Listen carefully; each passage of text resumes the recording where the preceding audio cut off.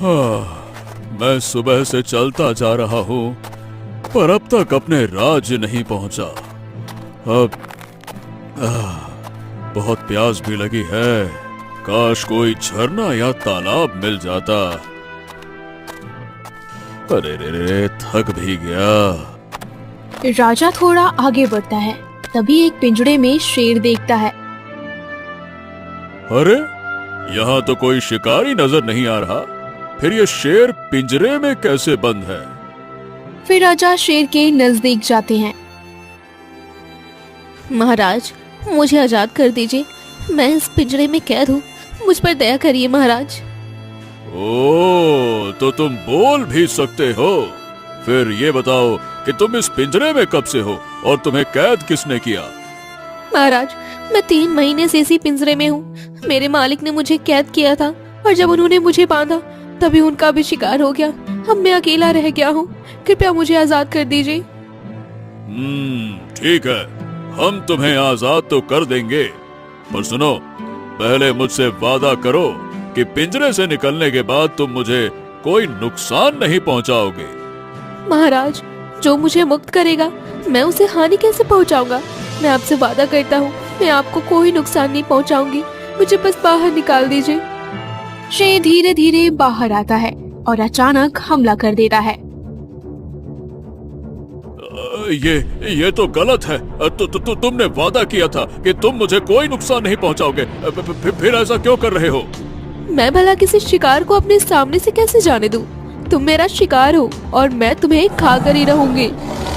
शेर राजा पर झपटता है, पर राजा बचकर भागता है और पास की झाड़ियों में छिप जाता है। उसी वक्त वहाँ से एक लोमड़ी गुजरती है और पूरा दृश्य देख लेती है। ये तो बिल्कुल असंभव है।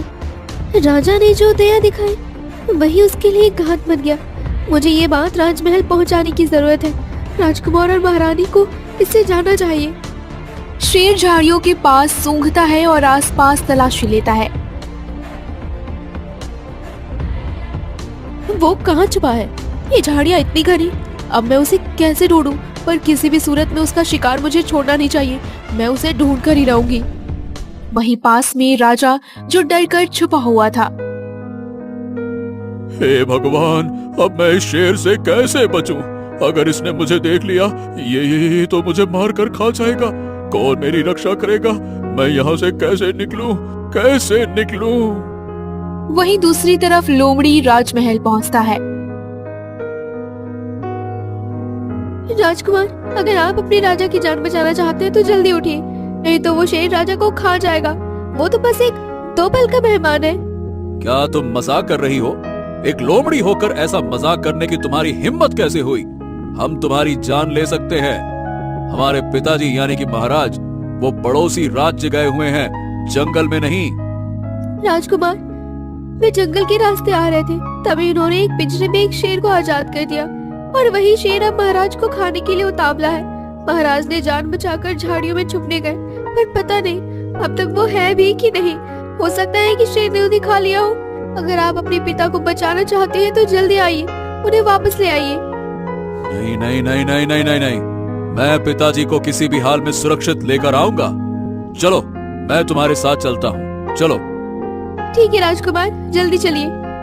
फिर राजकुमार लोमड़ी के साथ निकल पड़ते हैं। वहीं दूसरी तरफ राजा शेर के सामने आ जाते हैं। हाँ, तो लो, मैं आ गया तुम्हारे सामने। खा लो मुझे। मैं समझ गया कि मैं अब और नहीं बच सकता। शायद यही मेरा आखिरी सफर था। फिर शेर राजा पर हमला करने लगता है कि तभी राजकुमार वहां पहुंच जाते हैं। रुक जाओ, ये क्या कर रहे हो तुम? वो मेरे पिताजी हैं और इस राज्य के राजा। तुम्हें उन्हें नुकसान नहीं पहुंचाना चाहिए। रुक जाओ तुम। शेर अचानक रुककर धीरे से पिंजड़े की ओर लौटता है और फिर से पिंजड़े में बैठ जाता है। राजकुमार, ये क्या? तुमने ऐसा क्या कह दिया कि ये ठहर गया? और देखो, फिर से पिंजरे में जाकर बैठ गया। ये सब क्या है राजकुमार? मैं कुछ समझ नहीं पा रहा। हमें साफ साफ शब्दों में समझाओ कि आखिरकार ये सब कुछ कैसे हुआ। अभी तो ये मुझे खाने के लिए उतावला था। ये 3 महीने से भूखा है, लेकिन अभी तुम्हारे शब्दों में जैसे जादू हो गया। कैसे? पिताजी, मेरे शब्दों में कोई जादू नहीं है। मैं तो बस एक साधारण सा इंसान हूँ, जैसे कि आप हैं। ओहो, तो फिर आखिरकार ये हुआ कैसे? 3 महीने का भूखा शेर मुझे और साथ ही साथ तुम्हें भी खा जाए, इतना खूंखार होता है? हाँ, जरूर कुछ बात तो है जो ये शेर हमसे छुपा रहा है। शायद वो हम सबको कुछ बताना चाहता है। हाँ, बताओ तो तुम हमसे क्या छुपा रहे हो? जरूर कोई जादू है या कोई रहस्य जो हम सबको नहीं पता। देखो, हम सारी सच्चाई जानना चाहते हैं, तुम हमसे बता सकते हो। राजकुमार शेर के पास जाकर गंभीर स्वर में कहता है, हाँ, जरूर कुछ बात तो है जो ये शेर हमसे छुपा रहा है। शायद वो हम सबको कुछ बताना चाहता है। हाँ, बताओ। राजकुमार, आप क्यों परेशान हो रहे हैं? आपने महाराज की जान बचा ली है। अब आप महाराज को लेकर महल वापस जाइए। रानी जरूर चिंतित होंगी। महारानी, ये तुम कैसी बातें कर रहे हो? अरे महारानी तो पिछले 3 महीने से लापता हैं। हम उन्हीं को ढूंढने के लिए पड़ोसी राज्य में गए थे, पर वो अपने मायके में भी नहीं है। तो आपकी प्रजा आपको याद कर रहे होंगे। आपको चले जाना चाहिए यहाँ से राजकुमार। आपने तो महाराज की जान भी बचा ली। अब तो आप चले जाइए ना। ओ, तो तुम मुझसे कुछ छुपा रही हो, इसलिए बार बार मुझे महल जाने के लिए कह रही हो। बताओ, क्या छिपा रही हो तुम?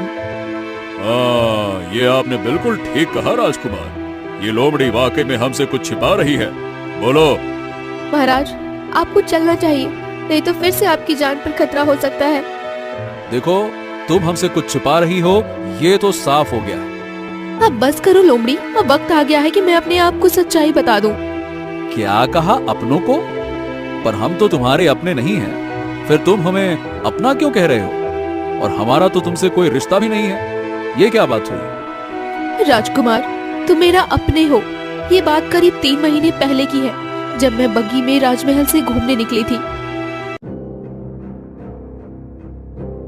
महारानी, आप आज बहुत सुंदर लग रही हैं। इस बग्गी में राजमहल से निकलकर पूरा राज्य आपका ही दीवाना हो जाएगा। आपकी शान में 4 चांद लग जाएंगे। हाँ दासी, क्यों नहीं, आखिर मैं इस राज्य की रानी हूँ। ये रुतबा मुझ पर बहुत ही जचता है। रानी माँ, अब कुछ ही देर में ये पूरा नगर देख लिया जाएगा। उसके बाद हमें राजमहल भी जाना है।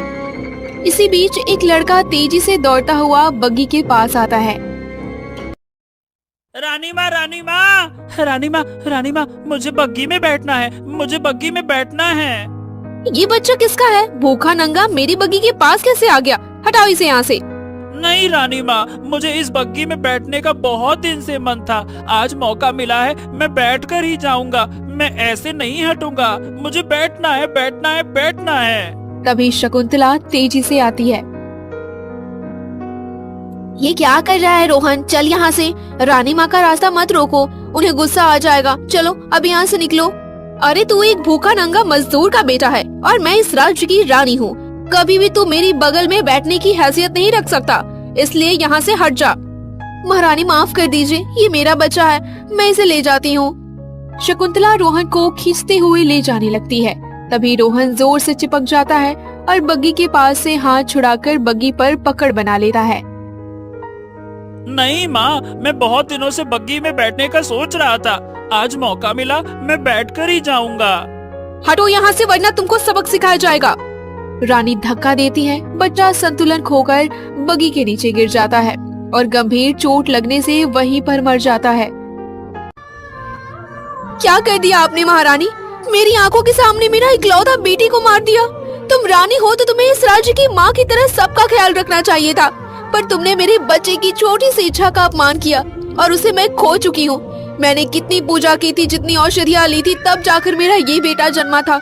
अब तुमने उसे मुझसे छीन लिया है। मैं तुम्हें श्राप देती हूँ, तुम जो कुछ हो, धनी हो, रानी हो, तुम एक जानवर बन जाओगी, क्योंकि तुम्हारे अंदर ममता नाम की कोई चीज नहीं है।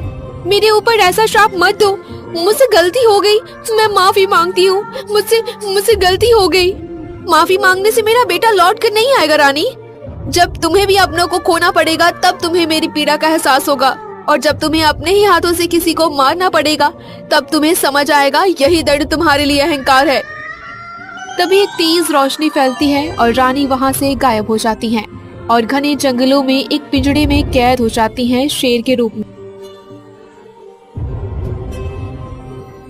ये क्या तुम मेरी रानी हो और एक शेर के रूप में पिंजरे में बंद हो गई?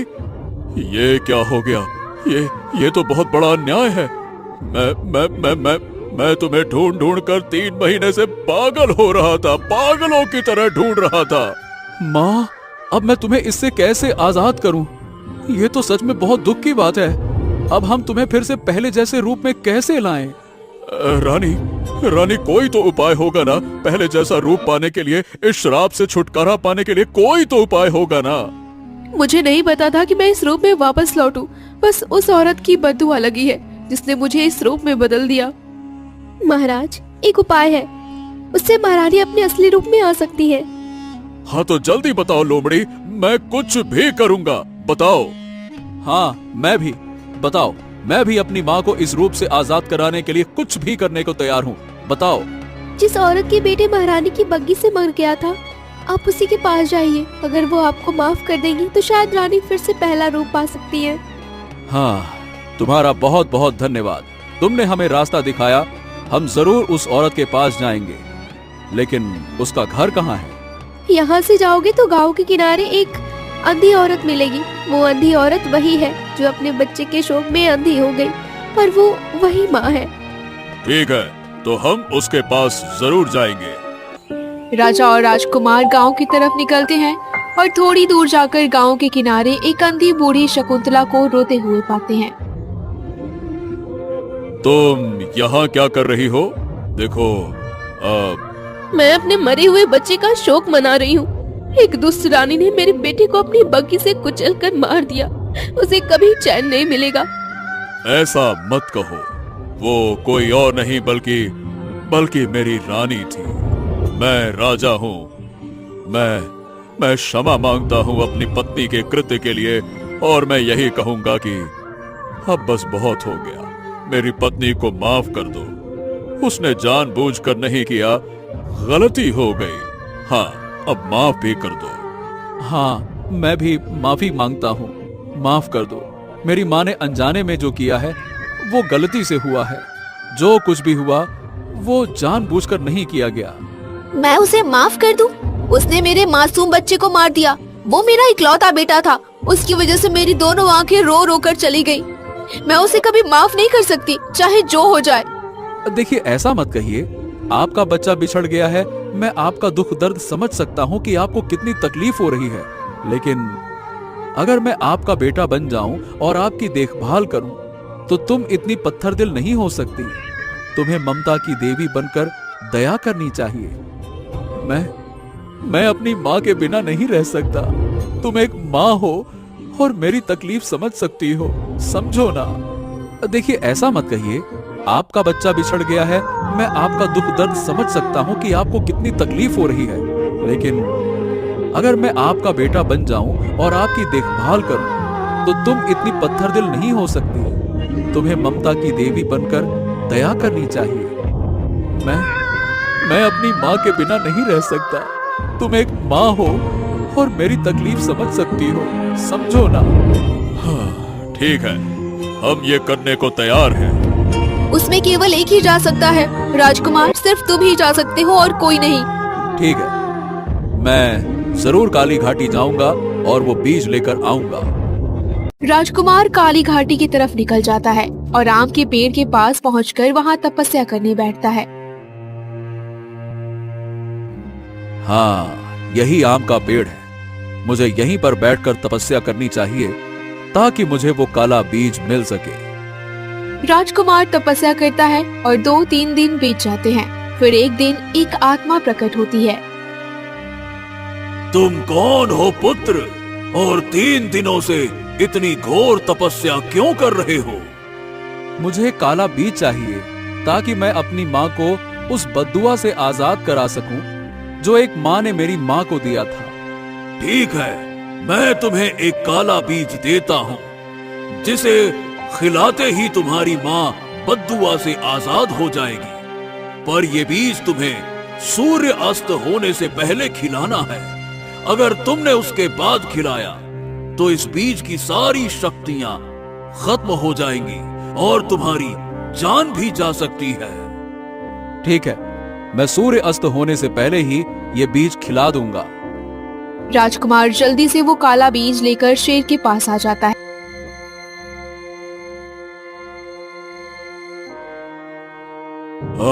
बेटे, तुम लेकर आ गए बीज? माँ, मैं तुम्हारे लिए ये काला बीज लेकर आया हूँ। अब तुम जल्दी से ये बीज खा लो और ठीक हो जाओ। शेर जल्दी से वो बीज खाती है। तभी एक तेज रोशनी फैलती है और रानी फिर से अपने पहले वाले रूप में आ जाती हैं। हाँ हमारी रानी, आप ठीक हो गई, आप ठीक हो गई। हम आपके बिना बहुत परेशान हो गए थे, बहुत परेशान। मैंने बहुत गलत किया। मैंने बच्चे के साथ बुरा व्यवहार किया। मुझे शर्म आती है। मुझे घमंड आ गया था और इसलिए आज मुझे ये दिन देखना पड़ा। जो बीत गया सो बीत गया, उसे याद करने से क्या फायदा। अब हमें आगे बढ़ना है। मैं अपने किए हुए पाप की प्रायश्चित करूंगी और आज से उस औरत की सेवा करूंगी। उसकी सारी देखभाल मैं स्वयं करूंगी। हाँ रानी, क्यों नहीं, तुम्हारी ये इच्छा हम अवश्य पूरी करेंगे। चलो, मैं उस अंधी औरत को राजमहल लेकर आऊंगा। हाँ पिताजी, ये फैसला अच्छा है। उसका बेटा इस दुनिया में नहीं है तो अब से मैं ही उनका बेटा बनकर उनकी देखभाल करूंगा। रानी और राजा राजमहल लौटते हैं और राजकुमार शकुंतला को भी राजमहल लेकर आते हैं। मेरे किए हुए पर मुझे शर्म है। अब मैं आपकी सेवा करूंगी और आपका दुख बांटूंगी। मैं देख रही हूँ कि तुम सच्चे मन से पछतावा कर रही हो। मैं तुम्हें माफ कर देती हूँ और हम सभी अब साथ रहेंगे। हाँ अब हम सब मिलकर खुशी खुशी रहेंगे। उस दिन से राजा, रानी, राजकुमार और शकुंतला सब राजमहल में साथ रहते हैं।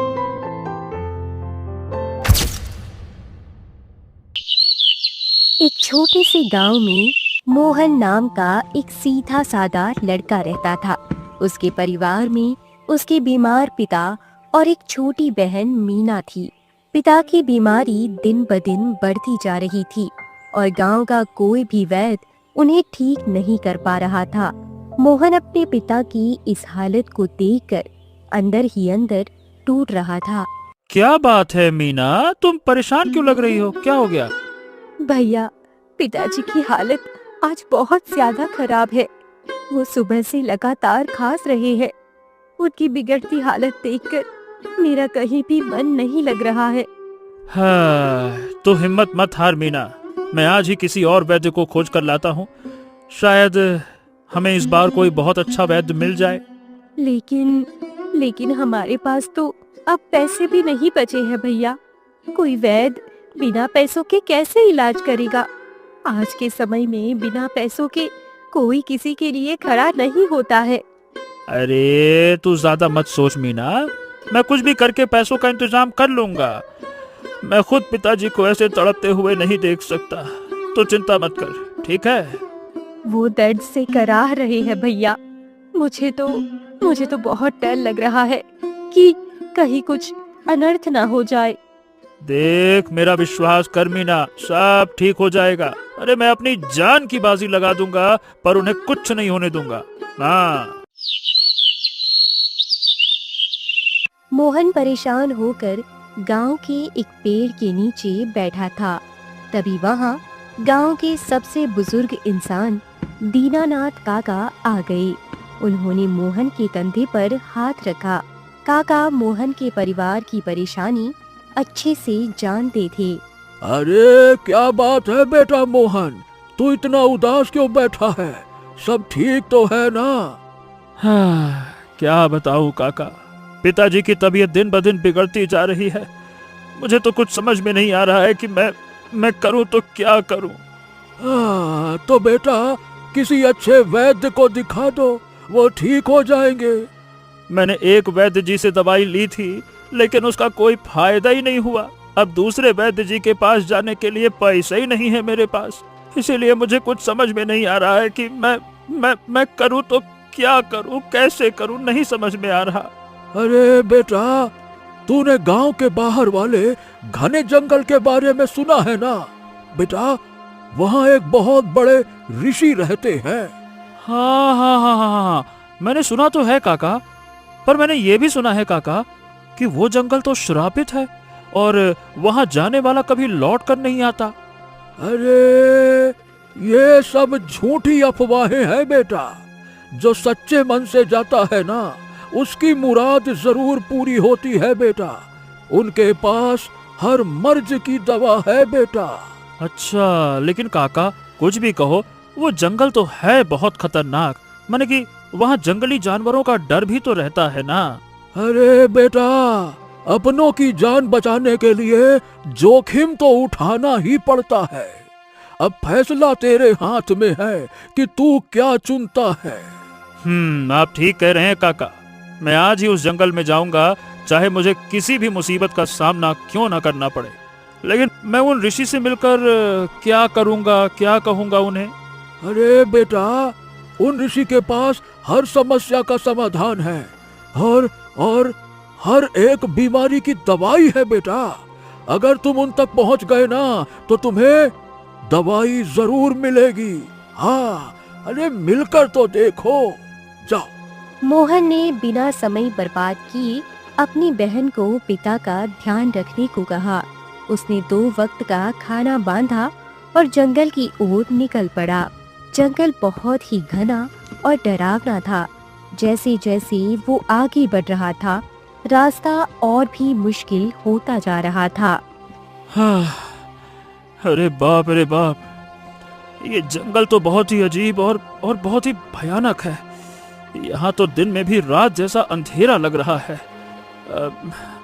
लेकिन कुछ भी हो जाए, मुझे डर कर पीछे नहीं हटना है। पिताजी की जान बचाने के लिए मुझे उन ऋषि को खोजना ही होगा। मोहन आवाज की दिशा में आगे बढ़ा। वहाँ उसने एक बहुत ही खूबसूरत और अनोखी लड़की को देखा। उसके कपड़े अजीब थे और वो बहुत उदास लग रही थी। सुनो, तुम कौन हो और इस खतरनाक जंगल में अकेले क्या कर रही हो? तुम यहाँ से चले जाओ। यहाँ इंसानों का आना बिल्कुल भी सुरक्षित नहीं है। तुम भला इस खतरनाक जंगल में क्या कर रहे हो? देखो, मैं यहाँ अपनी मर्जी से नहीं आया हूँ। दरअसल मैं अपने बीमार पिताजी के इलाज के लिए एक ऋषि महाराज से मिलने आया हूँ। ऋषि? क्या तुम उस पाखंडी और दुष्ट इंसान की बात कर रहे हो जो पहाड़ी के पीछे रहता है? क्या बात कर रही हो तुम उन्हें पाखंडी क्यों कह रही हो? मैंने तो सुना है कि वो बहुत ज्ञानी हैं, उनके पास हर समस्या का उपाय है, हर मर्ज की दवा है और सबकी निस्वार्थ मदद करते हैं। मैंने उनके बारे में तो बहुत ही अच्छा सुना हुआ है।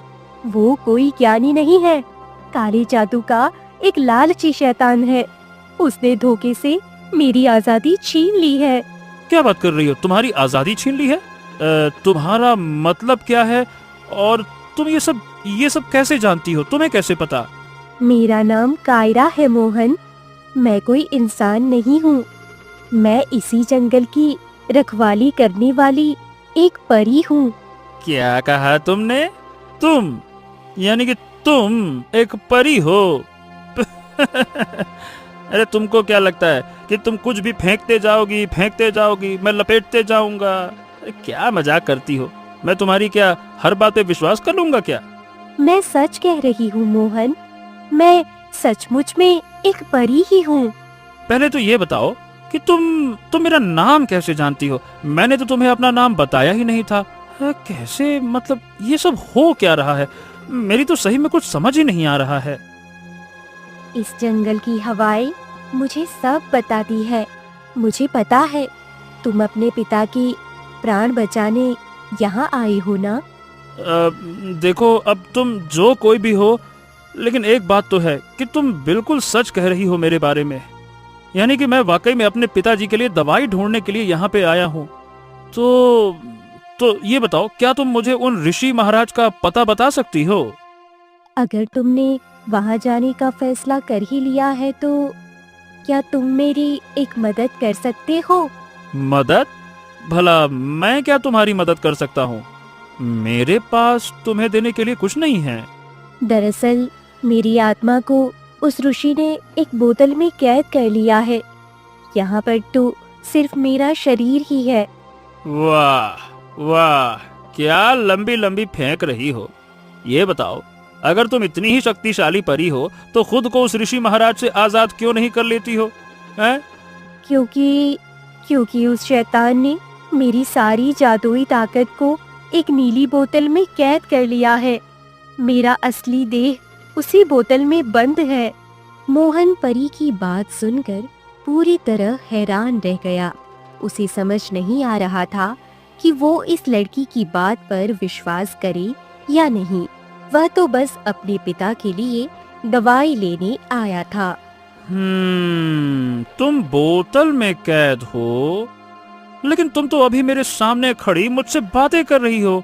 फिर यह मेरा असली शरीर नहीं है मोहन, यह सिर्फ मेरी आत्मा का एक साया है जो इस जंगल में भटकने को मजबूर हो गया है। लेकिन ये बताओ, ऐसा हुआ क्या था कि उस ऋषि महाराज ने तुम्हें कैद कर लिया? ये बहुत समय पहले की बात है, जब मैं इस दुनिया में पहली बार घूमने आई थी। मुझे ये दुनिया बहुत ही खूबसूरत लगी थी। मैं इस जंगल में घूम रही थी जब मेरी मुलाकात आनंद से हुई। परी जंगल में घूम रही थी जहाँ उसे एक मधुर बांसुरी की आवाज सुनाई देती है। अरे वाह, इस खूबसूरत जंगल में इतनी मधुर बांसुरी भला कौन बजा रहा है? तभी परी को बांसुरी बजाती हुई एक लड़का दिखाई देता है। परी उसके सामने प्रकट हो जाती है। अरे तुम कौन हो और ऐसे अचानक से यहाँ कैसे प्रकट हो गई? अरे घबराओ मत, मैं एक परी हूँ। मैं तुम्हारी मधुर बांसुरी से प्रसन्न होकर यहाँ आई हूँ। क्या कहा? तुम एक परी हो? क्या बात कर रही हो? क्या परियां वाकई में असल में होती हैं? बाप रे मुझे तो अभी भी विश्वास नहीं हो रहा है। तुमने सच सुना, मैं एक परी ही हूँ। वैसे तुम्हारा नाम क्या है और तुम इस जंगल में क्या कर रही हो? मैं इसी जंगल में रहता हूँ मेरे गुरु के साथ। परी आनंद से मिलने और उसकी बांसुरी की धुन सुनने रोज आने लगी और देखते ही देखते दोनों को एक दूसरे से प्रेम हो गया। लेकिन आनंद के गुरु को ये बिल्कुल भी मंजूर नहीं था। चाहे कुछ भी हो जाए आनंद, मैं तुम्हें प्रेम करने की अनुमति नहीं दे सकता। तू अपने उद्देश्य और साधना से भटक जाएगा। नहीं गुरुजी, देखिए मुझे यकीन है कि मैं प्रेम की वजह से भटकूंगा नहीं, बल्कि मैं और ध्यान लगा पाऊंगा। मुझ पर यकीन कीजिए गुरुजी, मुझ पर यकीन कीजिए। ये तुम नहीं बल्कि तुम्हारा प्रेम बोल रहा है। पागल मत बनो आनंद, जाओ और साधना में ध्यान लगाओ, किसी स्त्री और प्रेम में नहीं। जाओ। अरे लेकिन मेरा यकीन कीजिए गुरुजी, मैं उस परी से बहुत प्रेम करता हूँ और वो भी मेरे बिना नहीं रह पाएगी। क्या कहा तुमने? परी? अरे क्या तुम एक परी से प्रेम करते हो? जी हाँ गुरुजी, वो एक बहुत ही खूबसूरत परी है जिसके पास कई सारी जादुई शक्तियाँ भी हैं। अरे तो तुम्हें हमें पहले बताना चाहिए था। ठीक है, एक काम करो, तुम उस परी को हमसे मिलाने के लिए यहाँ पर लेकर आओ। एक बार हम उससे मिलते हैं, फिर हम उसके बाद सोचेंगे। ठीक है, जाओ। तो ठीक है, मैं आपको परी से मिलाने के लिए कल ही लेकर आता हूँ। ठीक है। अगले दिन आनंद परी को ऋषि से मिलवाने लाता है। मुझे आपसे मिलकर बहुत अच्छा लगा गुरुजी। हमें भी तुमसे मिलकर काफी अच्छा लगा। ये बताओ, क्या सच में आनंद और तुम एक दूसरे को प्रेम करते हो? ये बात सच है गुरुजी, हम एक दूसरे से बहुत प्रेम करते हैं। तभी ऋषि एक बोतल लाते हैं और उसका ढक्कन खोलते हैं और अचानक परी उस बोतल में कैद हो जाती है। हाँ, गुरुजी ये क्या किया आपने? आपने परी को कैद क्यों कर लिया? क्योंकि मुझे उस परी की शक्तियाँ चाहिए ताकि मैं शक्तिशाली बन सकूं। क्या? क्या कहा तुमने? मैं तुम्हें भगवान समझता रहा, लेकिन तुम तो शैतान निकले। हाँ हाँ हाँ हाँ, मैं शैतान ही हूँ आनंद, शैतान। तभी वो ऋषि अपने जादू से आनंद को हमेशा के लिए खत्म कर देता है और उसकी बांसुरी को अपने कब्जे में कर लेता है। परी की कहानी सुनकर मोहन काफी हैरान हो जाता है। बाप रे, वाकई में तुम्हारे साथ सच में बहुत बुरा हुआ। लेकिन मुझे ना ये सब सुनकर बहुत बहुत अजीब लग रहा है।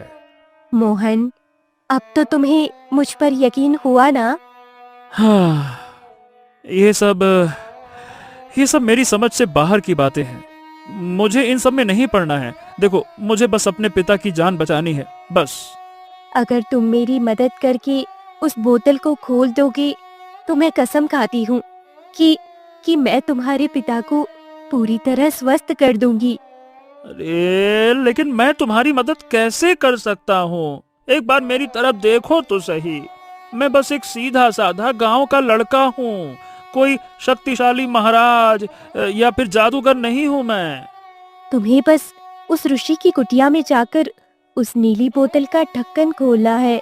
बस इतना सा ही काम करना है। ओफो, ये बताओ, अगर उस खतरनाक ऋषि ने मुझे ऐसा करते हुए देख लिया तो वो तो मुझे जिंदा भी नहीं छोड़ेगा। फिर तो मैं भी गया, और पिताजी का क्या? मोहन, तुम्हें बहुत सावधानी और सूझबूझ से काम करना होगा। वो ऋषि सच में बहुत ताकतवर और जालिम है। मोहन एक गहरी सोच में डूब गया। एक तरफ उसके पिता की जान थी और दूसरी तरफ यह रहस्यमयी लड़की। उसे फैसला करना था कि आगे क्या कदम उठाया जाए। ठीक है, चलो ठीक है, मैं तुम्हारी बात पर विचार करूंगा, लेकिन पहले मुझे उस ऋषि से मिलकर दवाई मांगनी होगी। वो तुम्हें कोई दवाई नहीं देगा मोहन। वो सिर्फ अपने मतलब के लिए तुम्हारा इस्तेमाल करेगा। देखो, मुझे एक बार तो अपनी आंखों से सब कुछ देखना ही होगा ना। मैं सीधे सीधे तुम्हारी बात पर कैसे यकीन कर लूं? तुम्हारी मर्जी मोहन, लेकिन मेरी चेतावनी याद रखना। उस दुष्ट की किसी भी मीठी बात पर विश्वास मत करना। परी से बात करने के बाद मोहन आगे बढ़ गया। कुछ ही दूरी पर उसे एक पुरानी कुटिया दिखाई दी। कुटिया के बाहर धुआं उठ रहा था और एक अजीब सी गंध आ रही थी। मोहन समझ गया कि यही ऋषि का आश्रम है। वो उस कुटिया के अंदर जाता है। प्रणाम महात्मा जी। महात्मा जी, पैर छूकर आशीर्वाद चाहूंगा। महात्मा जी, मैं गांव से बहुत लंबी यात्रा करके बड़ी उम्मीद के साथ आपके पास आया हूँ। आओ बेटा मोहन, आओ। मुझे अपनी सिद्धियों से पता था कि तुम यहाँ पर हमारे पास जरूर आओगे। हैं? आपको मेरे बारे में कैसे पता था महात्मा जी? मुझे सब पता होता है बेटा। मुझे ये सिद्धियां ऐसे ही थोड़ी मिली हैं। हाँ, मेरे पिता बहुत बीमार हैं और मौत की कगार पर है महाराज। मैंने उन्हें वैद्य को भी दिखाया, लेकिन उससे कुछ नहीं हुआ। उनकी तबीयत बल्कि और बिगड़ती जा रही है। समझ नहीं आ रहा कि क्या करूं। मेरे पास हर सवाल का जवाब है और दुनिया की हर बीमारी का अचूक इलाज मौजूद है। तुम बिल्कुल चिंता मत करो। क्या सच में महाराज? मुझे विश्वास नहीं हो रहा है कि मेरे पिताजी वाकई में ठीक हो जाएंगे। मैं बिल्कुल ठीक कर दूंगा बेटा। तुम्हें चिंता करने की कोई आवश्यकता नहीं है। मैं हूं ना बेटा। ऋषि देखने में बहुत शांत लग रहा था। उसकी लंबी दाढ़ी और माथे पर बड़ा सा तिलक था। मोहन को परी की बातें अब झूठ लगने लगी थी। यह ऋषि को बहुत ही भला इंसान समझ रहा था। क्या आप सच में मेरे पिता को मौत के मुंह से बाहर निकाल सकते हैं? देखिए, मेरे पास आपको देने के लिए एक भी धन नहीं है। बेटा, मुझे तुम्हारा धन नहीं चाहिए। मैं तो बस इस दुनिया से लोगों का दुख और पीड़ा दूर करना चाहता हूँ। मैं यही काम करके संतुष्ट हूँ। आपका दिल बहुत बड़ा है महाराज जी। गांव वाले सच कहते थे कि आप साक्षात भगवान का रूप है, लेकिन आज साक्षात मैंने देख लिया। मुझे अपनी आंखों से देखकर विश्वास हो गया।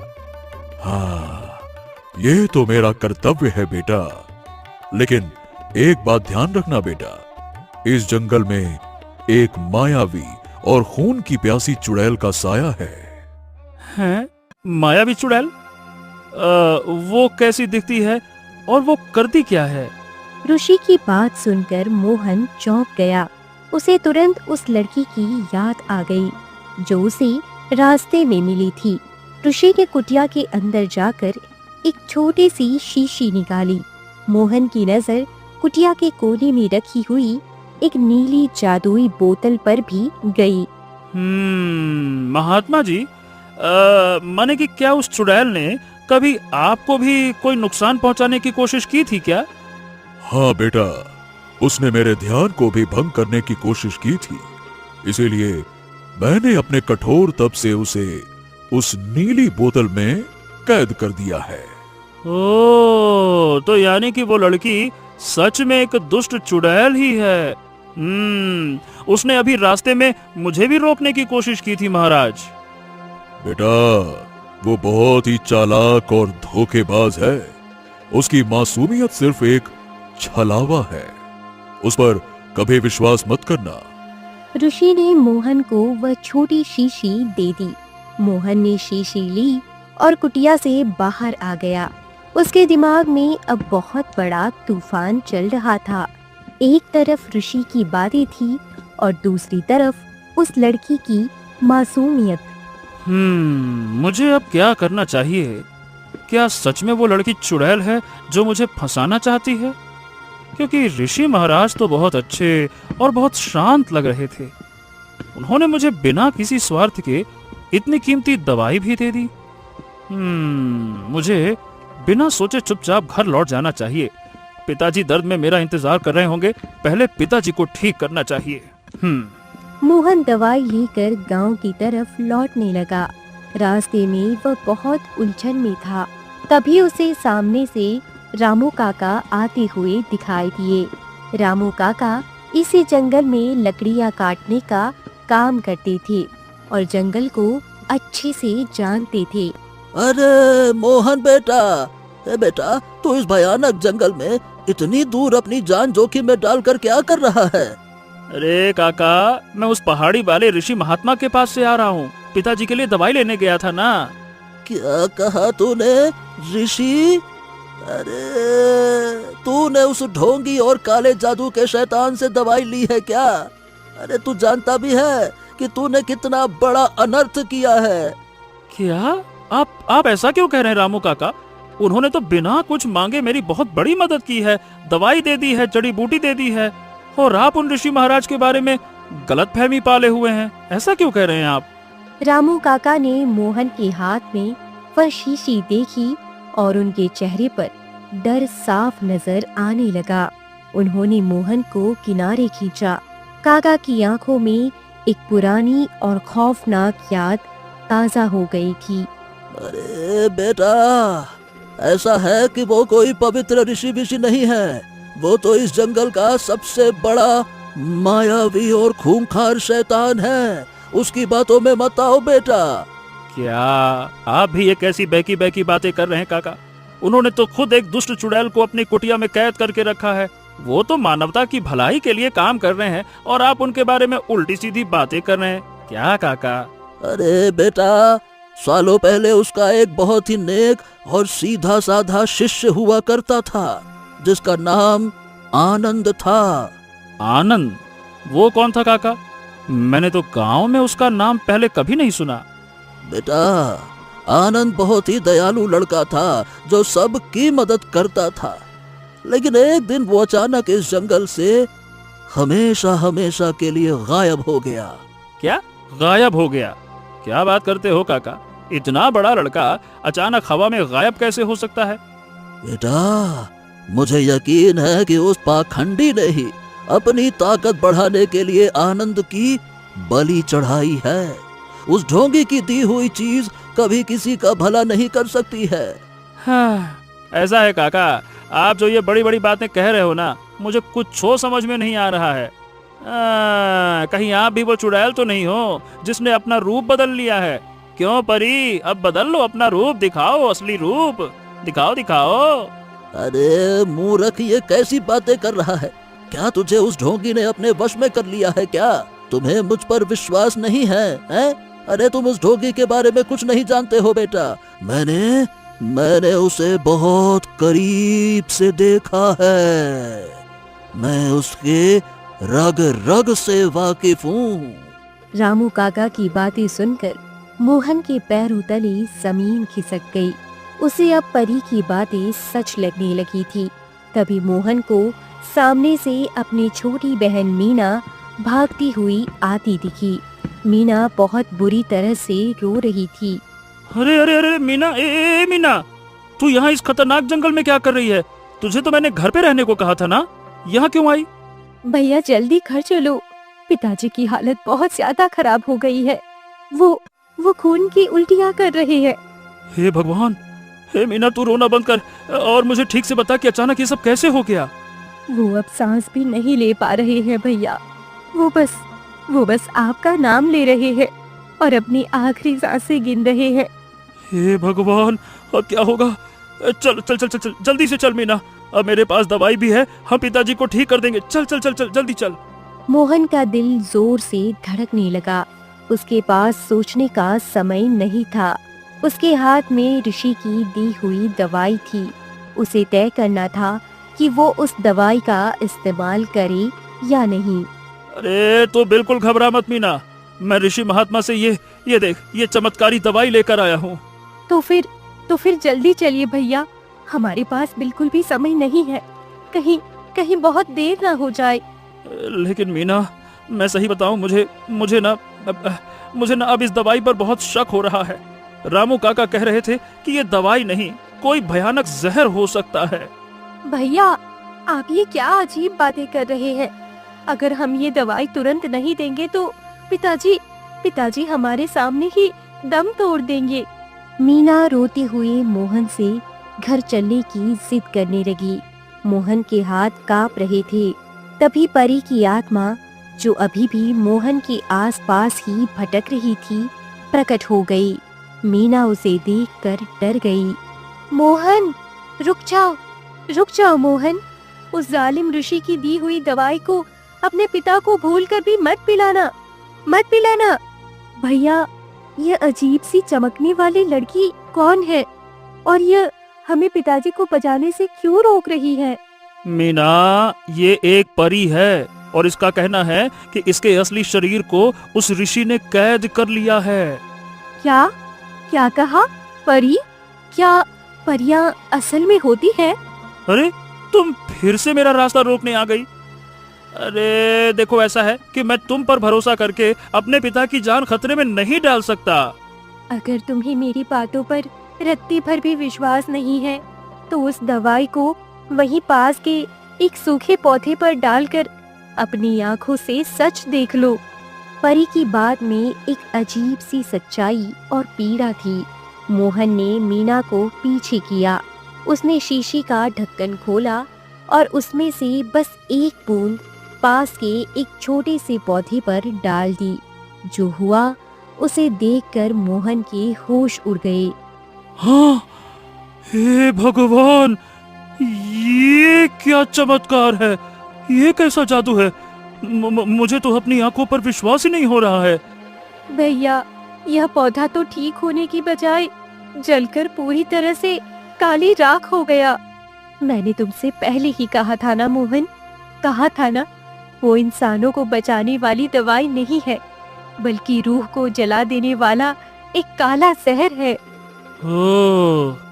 इसका मतलब उस दुष्ट ऋषि ने मेरे साथ धोखा किया।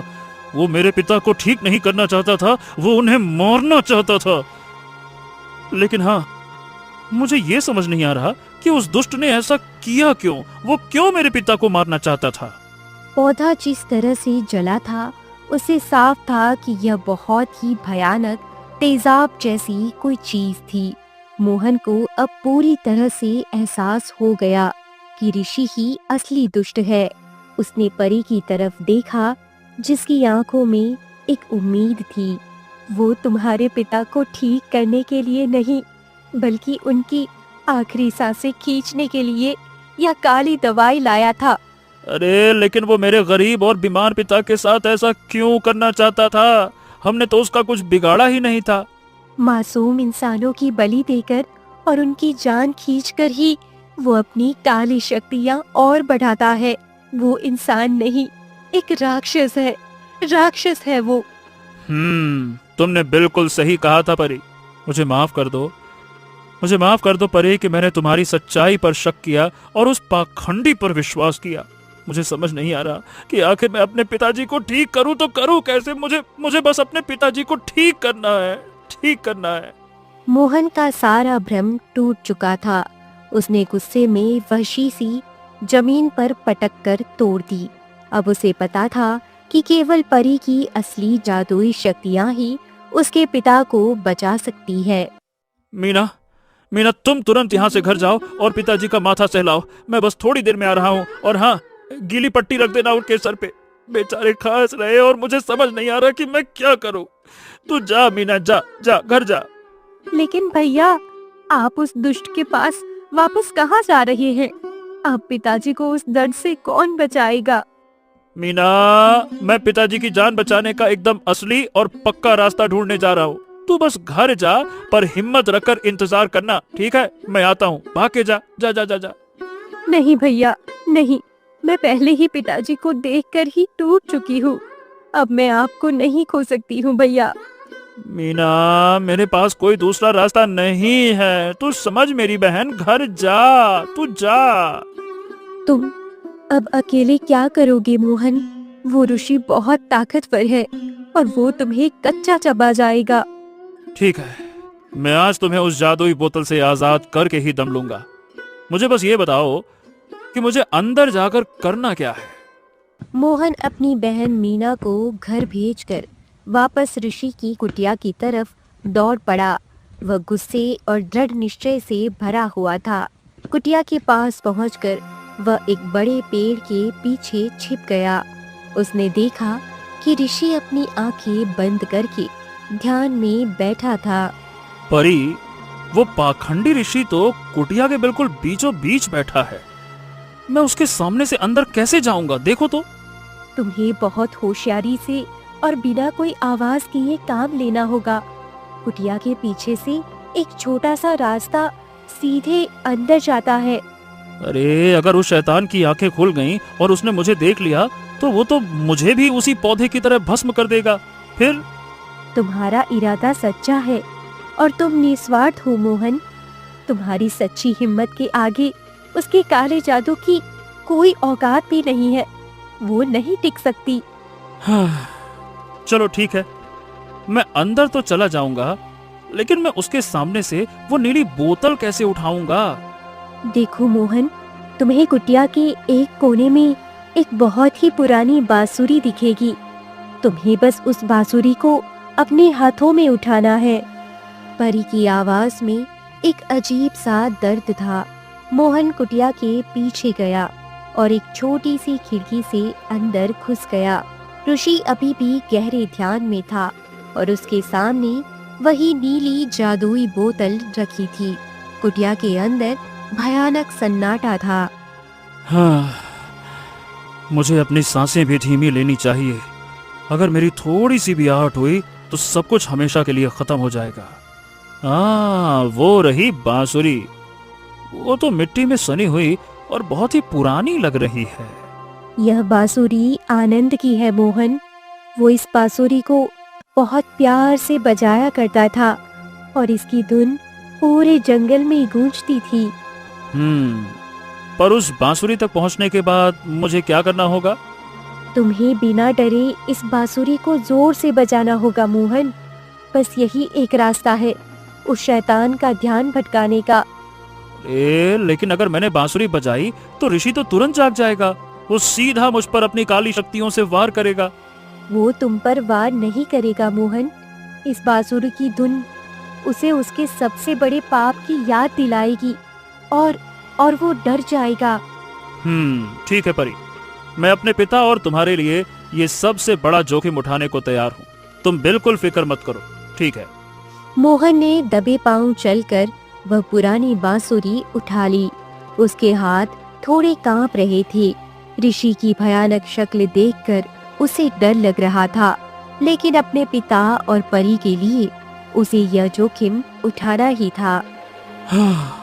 हे भगवान, मेरी और मेरे परिवार की रक्षा करना। पिताजी का जीवन अब मेरी इन आखिरी कोशिशों पर निर्भर है। मुझे बिना किसी डर के पूरे विश्वास के साथ इस बांसुरी को बजाना होगा।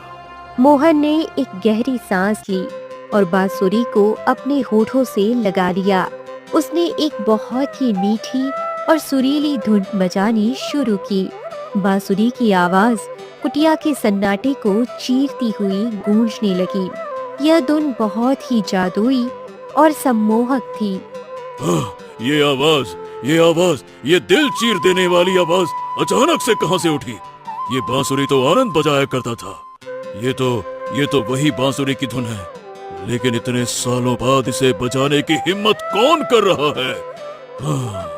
बांसुरी की धुन सुनते ही ऋषि का सारा ध्यान टूट गया। वह बुरी तरह घबरा गया। तभी कुटिया के बीच में एक हल्की नीली रोशनी प्रकट हुई। वह रोशनी धीरे धीरे एक इंसान के आकार में बदलने लगी।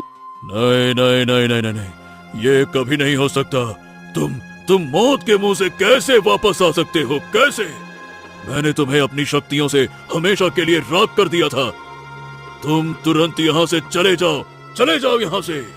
बांसुरी की आवाज से वहाँ आनंद की आत्मा उस नीली रोशनी के रूप में प्रकट हुई थी। आनंद की आत्मा ने कुछ नहीं कहा, बस शांत और उदास आंखों से ऋषि की तरफ देखा। अपने शिष्य की आत्मा को देखकर, हाँ, यही सबसे सही मौका है। मुझे अब बिना पलक झपकाए उस नीली बोतल को खोलना होगा। उसका सारा ध्यान सिर्फ आनंद की आत्मा पर टिका है। ये अपने डर के मारे मुझे देख भी नहीं पा रहा। हाँ। उसका सारा घमंड और ताकत आनंद की उस शांत परछाई के सामने टूट गया था। इसी मौके का फायदा उठाकर मोहन दबे पांव आगे बढ़ा। वह सीधे उस नीली बोतल के पास पहुंच गया। मुझे माफ कर दो आनंद, मुझे माफ कर दो। मुझे मेरे किए की सजा मत दो। मुझे मेरे किए की सजा मत दो। मैं अपनी सारी जादुई सिद्धियां छोड़ दूंगा। बस तुम अपनी ये भयानक नजरें मुझसे हटा लो। मुझे ऐसे मत देखो आनंद, ऐसे मत देखो। मोहन ने बिना कोई आवाज किए तेजी से अपने दोनों हाथों से उस नीली जादुई बोतल को पकड़ा। उसने पूरी ताकत लगाई और एक ही झटके में बोतल का ढक्कन खोल दिया। आखिरकार ये जादुई बोतल खुल गई। अब उस दुष्ट और पाखंडी ऋषि का अंत निश्चित है। बोतल का ढक्कन खुलते ही उसमें से एक बहुत तेज और सुनहरी रोशनी निकली। वह रोशनी इतनी तेज थी कि मोहन को अपनी आंखें बंद करनी पड़ी। रोशनी ने पूरी कुटिया को अपने घेरे में ले लिया था। परी की आत्मा को उसकी जादुई शक्तियाँ वापस मिल गई थी। आजादी, आजादी, मेरा इतने सालों का दर्दनाक वनवास आखिरकार आज खत्म हो गया। तुम्हारा खूनी खेल अब हमेशा के लिए खत्म हुआ, दुष्ट इंसान। सुनहरी रोशनी के रूप में परी अपने असली और बेहद खूबसूरत रूप में कुटिया में खड़ी थी।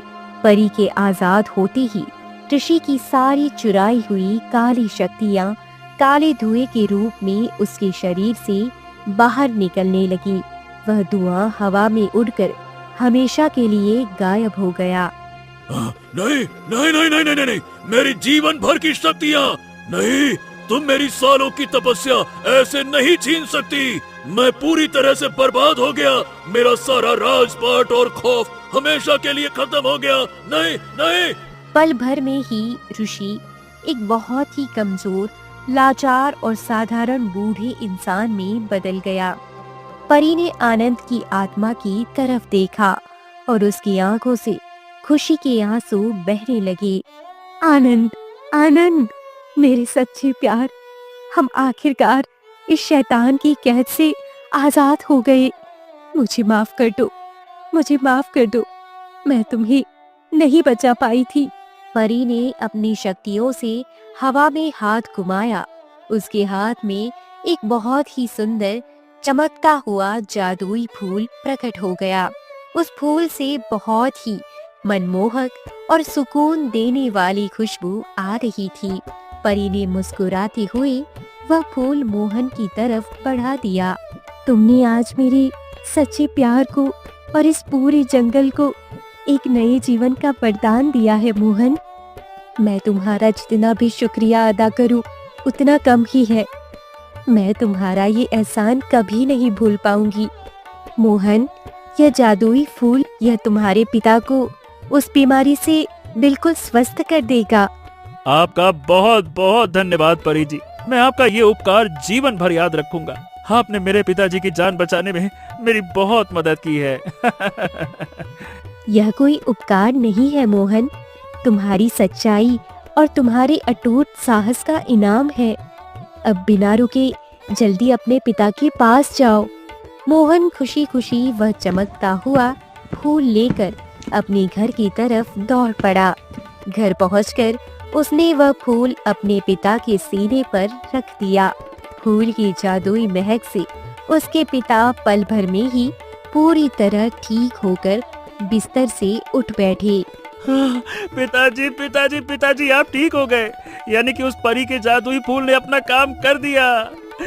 तुम्हारा बहुत बहुत शुक्रिया परी। भैया, आपने सच में एक बहुत बड़ा चमत्कार कर दिया। हमारे पिताजी, देखिए, हमारे पिताजी बिल्कुल ठीक हो गए। रात को मोहन अपने घर के बाहर खड़ा होकर आसमान की तरफ देख रहा था। उसके चेहरे पर एक गहरी शांति और मुस्कान थी। आसमान में उसने देखा कि परी और आनंद की आत्मा एक दूसरे का हाथ पकड़कर हमेशा के लिए चमकती हुई तारों में विलीन हो रही थी। सूर्यनगर नामक गांव में आदित्य नाम का एक गरीब जामुन वाला रहता था। वो जामुन बेचकर अपने परिवार का पालन पोषण करता था। गरीबी के कारण उसे अपने जीवन में बहुत सारी कठिनाइयों का सामना करना पड़ता था। जामुन ले लो, जामुन ताजा और मीठा जामुन। आदित्य, ये जामुन कितने रुपए किलो है? भाई, जामुन 50 रुपए किलो है। अरे बाप रे, इतने महंगे जामुन। तुम्हारे जामुन में कोई कीमती सोने जड़े हुए हैं क्या, जो तुम इतने महंगे जामुन बेच रहे हो? भाई, ये अभी अभी जंगल से आए हैं, बिल्कुल ताजे जामुन हैं। और वैसे भी अब तो जामुन के दाम भी बढ़ गए हैं। नहीं, अगर 20 रुपए किलो देना है तो दो, वरना मैं कहीं और से ले लूंगा। 20 रुपए, ये तो बहुत ही कम है। ठीक है, तो तुम अपनी जामुन अपने पास रखो, मैं तो चला। ऐसा कहकर वो आदमी वहाँ से चला जाता है। आज मेरा एक भी जामुन नहीं बिका। पूरा दिन बीतने के बाद एक ग्राहक आया और वो भी चला गया। अब मैं क्या करूं? अरे आदित्य, क्या सोच रहे हो? नमस्ते मुखिया जी। हाँ, नमस्ते। क्या हुआ? तुम किस सोच में डूबे हुए थे? मुखिया के पूछने पर आदित्य उन्हें सब कुछ बता देता है। आदित्य की बात सुनकर मुखिया जी अपने मन में सोचते हैं, इसके जामुन तो वाकई बहुत ही अच्छे हैं और ताज़ा है। वो आदमी बेवकूफ था, ऐसा करता हूँ, कम पैसों में मैं ही इसके जामुन खरीद लेता हूँ। ये सब सोचकर मुखिया जी बोलते हैं, ऐसा करो आदित्य, तुम मुझे ये जामुन 30 रुपए किलो के हिसाब से 10 किलो दे दो। ठीक है मुखिया जी, मैं अभी दे देता हूँ। ऐसा कहकर आदित्य मन में सोचता है, चलो, कम से कम मुखिया जी ने मुझसे बहुत ज्यादा तो पैसे कम नहीं करवाए। अब जो भी पैसे मिलेंगे मैं उन पैसों से घर की जरूरत का सामान ले लूंगा, क्योंकि खाली हाथ भी तो मैं घर नहीं जा सकता। मुखिया जी चालाकी से अपने मन में सोचते हैं, बेवकूफ आदमी, इन लोगों से प्यार के 2 मीठे बोल क्या बोल दो, ये लोग अपना सब कुछ न्यौछावर कर देते हैं। फिर मुखिया जी जामुन लेकर वहाँ से चले जाते हैं और आदित्य भी अपना सामान समेटकर अपने घर की ओर निकल जाता है। अजी, सुनते हो? अच्छा किया जो आप जल्दी आ गए। क्या हुआ रूपा, तुम इतनी परेशान क्यों हो रही हो? माँ की तबीयत बहुत खराब हो गई है, उसे बहुत तेज बुखार है। रूपा, तुम ये क्या कह रही हो? रुको, मैं अभी वैद्य जी को लेकर आता हूँ। फिर आदित्य वैद्य जी के पास चला जाता है।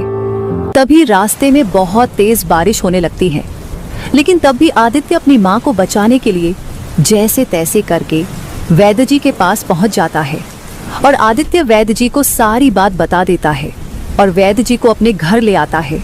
आदित्य, तुम्हारे माँ को बहुत तेज बुखार है। ये सिर्फ एक दवा से ही ठीक हो पाएगा, मगर वो दवा बहुत महंगी है। उसमें जिन जड़ी बूटियों को डाला गया है वो आसानी से नहीं मिलता। वैद्य जी, आप पैसों की चिंता मत कीजिए, बस आप मेरी माँ को ठीक कर दीजिए। फिर वैद्य जी माँ को दवाई दे देते हैं और वैद्य जी अपने घर चले जाते हैं। सुनते हो जी, आपके पास इतने सारे पैसे कहाँ से आए? आज मुखिया जी ने मुझसे काफी ज्यादा जामुन खरीद लिए थे, ये पैसे वहीं से आए थे। इसका मतलब सारे पैसे माँ की दवाइयों पर लग गए। हाँ रूपा, अब मेरे पास कुछ भी नहीं है। फिर ऐसे ही कुछ दिन बीत जाते हैं और आदित्य की माँ ठीक हो जाती है और उधर आदित्य के जामुन की बिक्री दिन भर दिन कम होती जा रही थी। वो रोजाना केवल 20 या 40 रुपए ही कमा पाता था। तो फिर एक दिन रूपा बोलती है, अजी सुनते हो, आज तो घर में कुछ भी खाने को नहीं है। तुम चिंता मत करो रूपा, मैं कुछ इंतजाम करता हूँ। बस भगवान आज अपनी सुन ले और मेरी सारी जामुन बिक जाए। ठीक है रूपा, मैं जामुन बेचने चलता हूँ। इतना कहकर आदित्य अपनी जामुन की टोकरी लेकर गांव में चला जाता है। जामुन ले लो, जामुन ताज़ा और मीठा जामुन। इस तरह आदित्य पूरे गांव में जामुन बेचता है, लेकिन शाम होने तक उसकी एक भी जामुन नहीं बिकती। तो वो थक हार कर एक पेड़ के नीचे बैठ जाता है और मन में सोचने लगता है, सुबह से शाम हो गई, लेकिन अभी तक मेरी एक भी जामुन नहीं बिकी। अब तो ये जामुन भी सड़ने लगी है। अब मैं क्या करूं? हे ईश्वर, मेरे जीवन की कठिनाइयां कब खत्म होगी? आदित्य ये सोच ही रहा था कि तभी वहाँ से एक साधु बाबा गुजरते हैं। भिक्षामदेही तुम एक दोगे, ईश्वर तुम्हें सो देगा। प्रणाम साधु बाबा। आयुष्मान भव पुत्र। क्या आपको कुछ चाहिए साधु बाबा? हाँ पुत्र, मैं एक भिक्षुक हूँ और यहाँ लोगों से भिक्षा मांग रहा हूँ। कैसी भिक्षा साधु बाबा? पुत्र, मैं अपने शिष्यों के लिए भोजन इकट्ठा कर रहा हूँ, इसीलिए गांव लोगों से भिक्षा मांग रहा हूँ। पुत्र, अगर तुम चाहो तो अपनी खुशी से तुम भी कुछ थोड़ी सी भिक्षा दे सकते हो। क्षमा चाहता हूँ साधु बाबा, अभी मेरे पास आपको देने के लिए 1 रुपया भी नहीं है और ना ही मेरे घर में आटा या कोई अनाज है जो मैं आपको दे सकूं, और ना ही मैंने आज सुबह से कुछ कमाया है। मेरे पास आपको देने के लिए कुछ भी नहीं है। पुत्र, क्या तुम मुझे ये जामुन दे सकते हो? बाबा की ये बात सुनकर आदित्य अपने मन में सोचने लगा, हाँ, ये जामुन तो मैं साधु बाबा को दे ही सकता हूँ। वैसे भी शाम हो गई है और इनके बिकने की उम्मीद भी नहीं है। वैसे भी ये खराब हो जाएंगे, इससे अच्छा है कि किसी के पेट में चले जाए तो ज्यादा अच्छा होगा। ये सोचकर आदित्य बोलता है, जी साधु बाबा, आप ये जामुन ले जाइए। आदित्य की बात मानकर साधु बाबा टोकरी से थोड़ी सी जामुन उठा लेते हैं।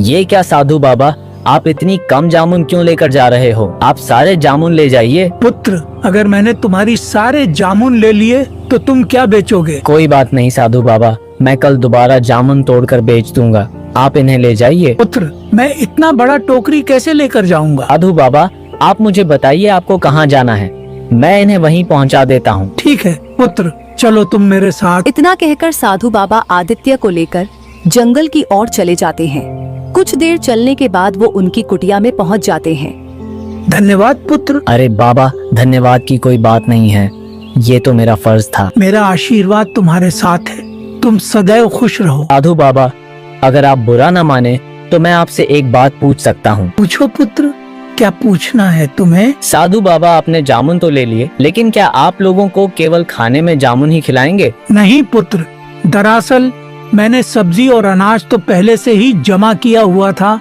और फिर मैं जामुन की ही तलाश में निकला था। साधु बाबा, ये तो बहुत ही अच्छा है, मेरे जामुन आपके काम आ जाएंगे। ठीक है बाबा, अब मैं चलता हूँ। पुत्र रुको, मैं तुम्हें कुछ देना चाहता हूँ। ये लो, इसका नाम रानी है। आज से ये चिड़िया तुम्हारा हुआ। चिड़िया? पर मैं इसे कैसे ले सकता हूँ, ये तो आपका है। जब तुमने बिना किसी फायदे के मुझे अपनी पूरी जामुन की टोकरी दे दी तो मैं क्या तुम्हें एक चिड़िया भी नहीं दे सकता? साधु बाबा, मैं इस चिड़िया का क्या करूँगा? ये कोई आम चिड़िया नहीं है पुत्र, ये एक जादुई चिड़िया है। ये तुम्हारे भाग्य की चाबी है। जब तक ये तुम्हारे साथ रहेगी तब तक तुम्हारा भाग्य चमकता रहेगा, लेकिन ध्यान रहे इसकी सच्चाई किसी को पता नहीं चलनी चाहिए। फिर आदित्य रानी चिड़िया को लेकर अपने घर की तरफ निकल पड़ता है तो रास्ते में रानी चिड़िया बोलती है, आदित्य, साधु बाबा ने जो कहा उसका ध्यान रखना, ये बात किसी को पता मत लगने देना कि मैं एक जादुई चिड़िया हूँ। ठीक है दोस्त, मैं वादा करता हूँ मैं ये सच कभी किसी को नहीं बताऊंगा। इतना कहकर आदित्य रानी चिड़िया को अपने घर ले जाता है। अजी, आप इस चिड़िया को कहाँ से लेकर आए हो? रूपा, ये चिड़िया अब से हमारे साथ ही रहेगा। आप इस चिड़िया को घर क्यों लेकर आए हो? जी, पहले ही हमारे खाने के लाले पड़े हुए हैं।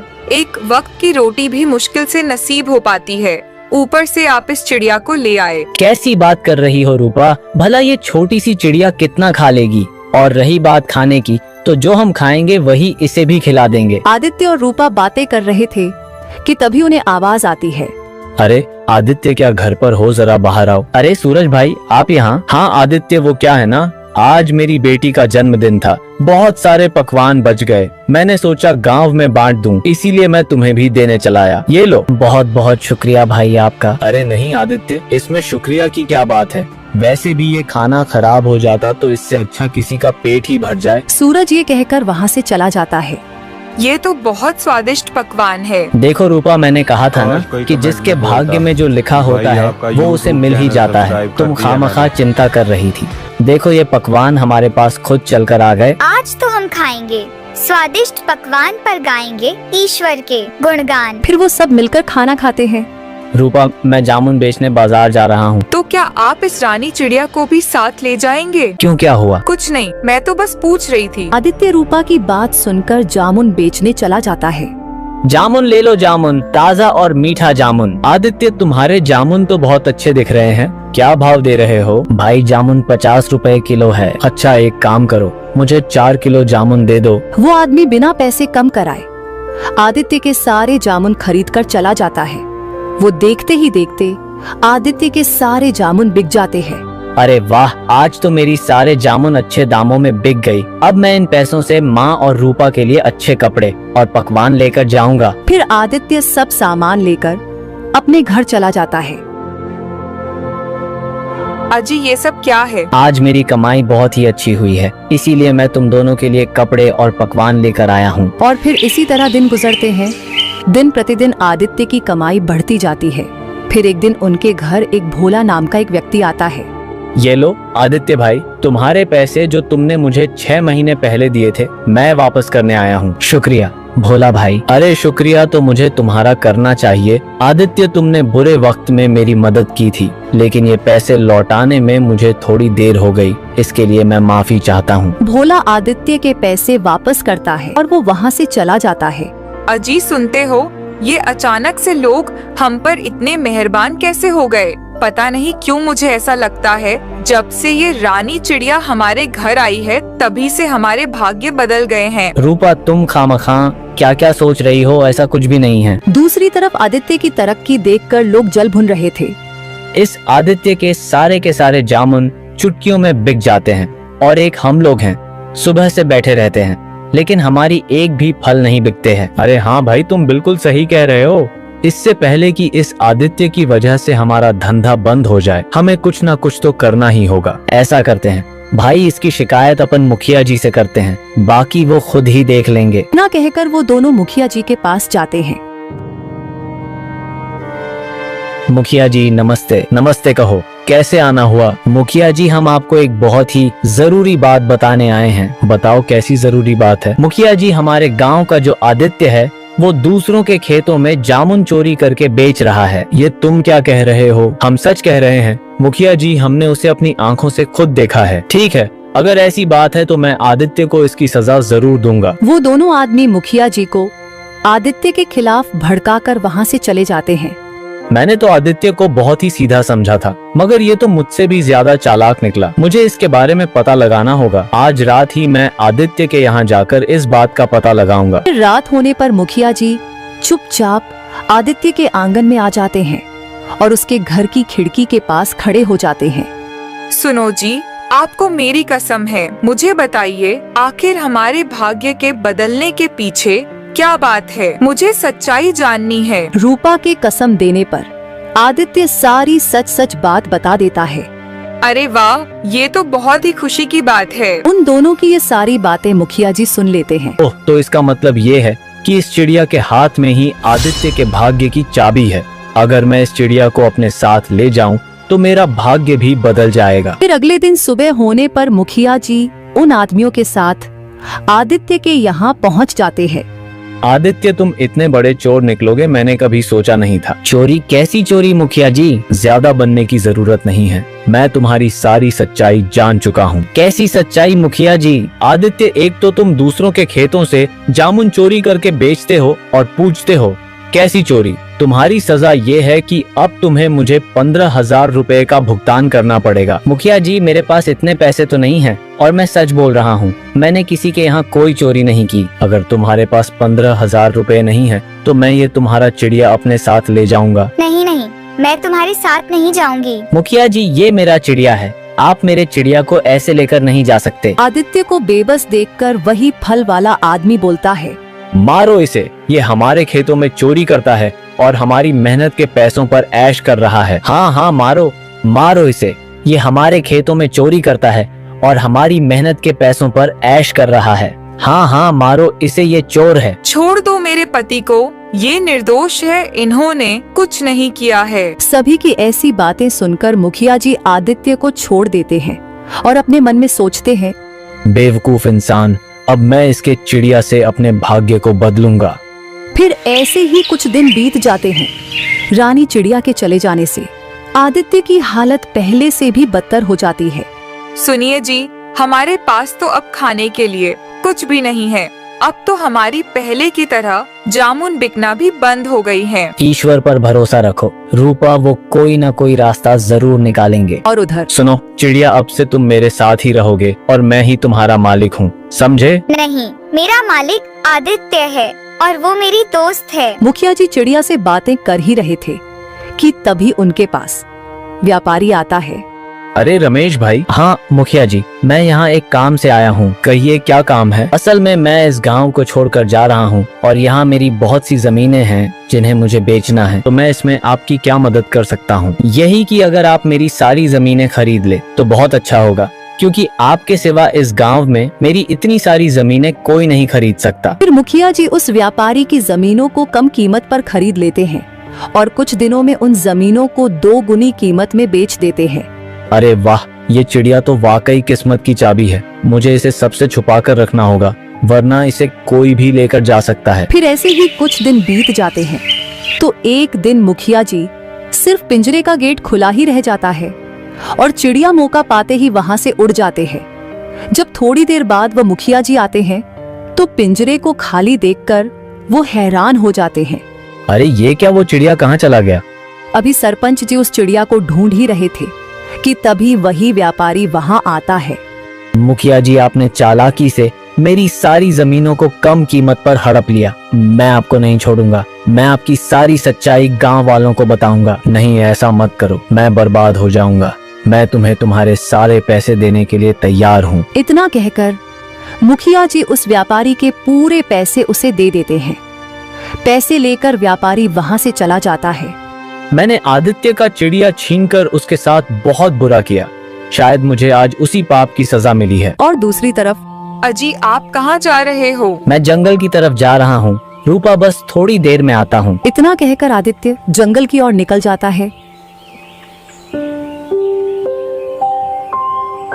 प्रणाम साधु बाबा। आयुष्मान बाहुपुत्र। साधु बाबा, मैं यहाँ आपको कुछ बताने आया हूँ। मैं जानता हूँ पुत्र, तुम्हारे साथ क्या हुआ है। मगर कैसे बाबा? मैंने बताई है। रानी, तुम्हें तो मुखिया ले गए थे ना? हाँ दोस्त, मगर मैं उसके खेत से भाग आया। रानी चिड़िया आदित्य को सारी बात बता देता है। आदित्य, मैंने तुम्हें इसीलिए मना किया था कि जादुई चिड़िया के बारे में तुम किसी को पता मत चलने देना, वरना सभी इस चिड़िया के पीछे पड़ जाएंगे। क्षमा कीजिए साधु बाबा, मुझसे गलती हो गई, मुझे मजबूरी में रूपा को रानी चिड़िया के बारे में बताना पड़ा था। कोई बात नहीं पुत्र, गलती इंसान से ही होती है। ये चिड़िया मैं तुम्हें वापस करना चाहता हूँ और आशा करता हूँ कि तुम दोबारा कोई गलती नहीं करोगे। धन्यवाद साधु बाबा, मैं वादा करता हूँ कि मैं दोबारा ऐसी कोई गलती नहीं करूँगा। रानी चिड़िया को पाकर आदित्य का भाग्य दोबारा चमक जाता है और वो दिन प्रतिदिन अमीर होता जाता है। रतनपुर गांव में एक रमेश नाम का जमींदार रहता था, जिसके पास धन दौलत की कोई कमी नहीं थी, लेकिन वो घमंड में हमेशा चूर रहता था। जिस वजह से पूरे गांव वाले उससे परेशान रहते थे। फिर एक दिन जमींदार की पत्नी मालती बोलती है, अजी सुनते हो, आपसे मिलने भोला आया है। वो कब से आपका इंतजार कर रहा है, आप जाकर उससे मिल लीजिए। अरे तुम भी ना देख रही हो, मैं पूजा करके आया हूँ। तुम मेरी पूजा को भंग करने में लगी हुई हो। उसको बोल दो थोड़ी देर वो मेरा इंतजार करेगा, मैं नाश्ता करने के बाद आता हूँ। भोला बहुत रो रहा है, बोल रहा है कि उसकी माँ की बहुत जोरों से तबीयत खराब है, उसको डॉक्टर के पास लेकर जाना है, इसलिए वो आपसे कुछ पैसे उधार लेने के लिए यहाँ पर आया है। और आपकी पूजा भी तो खत्म हो गई है, तो आप जाकर एक बार मिल लीजिए, फिर बाद में नाश्ता कर लेना। तुम मुझे गुस्सा दिला रही हो। तुम देख रही हो ना, मैं भी नहा धोकर पूजा करके उठा हूँ और तुम मुझे फिर से उस दलित आदमी से मिलने को कह रही हो। वो छोटी जाति के लोग हैं, वो पता नहीं कहाँ से आया होगा। तुम उसे यहाँ से भगा दो। आप भले ही पूजा पाठ कितना भी कर ले, लेकिन आपको पुण्य बिल्कुल भी नहीं मिलेगा, क्योंकि आप कभी भी किसी का भला नहीं करते हो। एक तो बेचारा इतना परेशान है और उसकी माँ की तबीयत ठीक नहीं है, उसको डॉक्टर के पास लेके जाना है, और आप है कि उसे छुआछूत कहकर भगा रहे हो। तो क्या पूरे गांव के भिखारी का मैंने ही ठेका ले रखा है? क्या सभी मुंह उठाकर यहाँ चले आते हैं पैसे मांगने के लिए? मालती और जमींदार दोनों आपस में बहस कर ही रहे होते हैं कि भोला उनके घर में आ जाता है। ये देखकर जमींदार को बहुत गुस्सा आ जाता है और वो गुस्से से भोला को कहता है, तुम्हारी हिम्मत कैसे हुई मेरे घर में घुसने की? चलो बाहर निकलो, जल्दी गेट से बाहर निकलो। मालिक, मेरी माँ की तबीयत बहुत खराब है, मुझे माँ को डॉक्टर के पास लेके जाना है। मैं अपनी जमीन के कागज लेकर आया हूँ, आप इनको गिरवी रखकर मुझे कुछ पैसे दे दीजिए, जिससे मैं अपनी माँ को डॉक्टर के पास लेके जा सकूँ। क्या कहा तुमने? तुम्हारे पास जो जमीन थी, वो जमीन तुम पिछली बार ही आकर गिरवी रखवा कर गए थे। इस बार कौन सी जमीन के कागज लेकर आए हो? हाँ मालिक, आप बिल्कुल सही कह रहे हो, लेकिन मालिक मैं इस बार मेरे घर के कागज लेकर आया हूँ।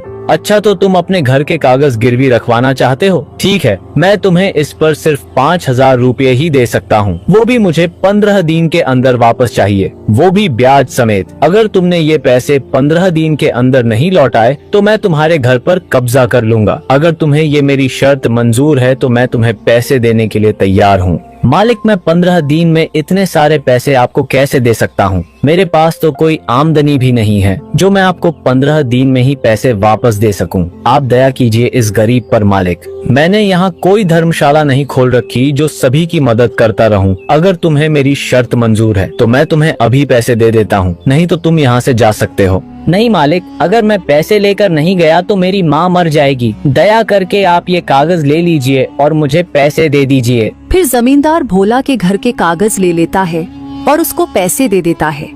फिर भोला पैसे लेकर अपने घर आ जाता है।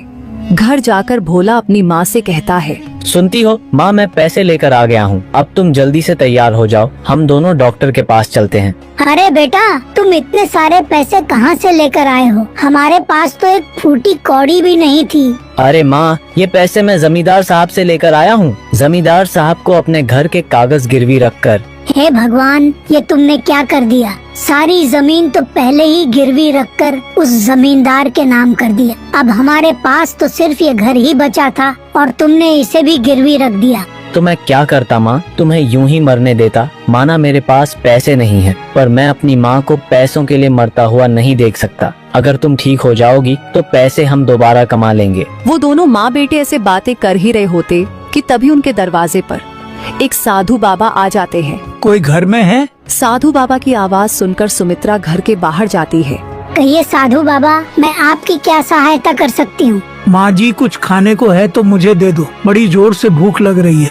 बाबा, मेरे घर में खाने को कुछ भी नहीं है, सिर्फ एक रोटी है। अगर आप बुरा ना माने तो मैं वो लाकर आपको दे दूँगी। कोई बात नहीं माँ जी, भरपेट खाना खाना जरूरी नहीं होता है। हम साधुओं के लिए कोई प्यार से एक निवाला दे दे, वही काफी है। फिर साधु बाबा सुमित्रा के हाथ से एक रोटी भिक्षा में लेकर आगे की तरफ चले जाते हैं।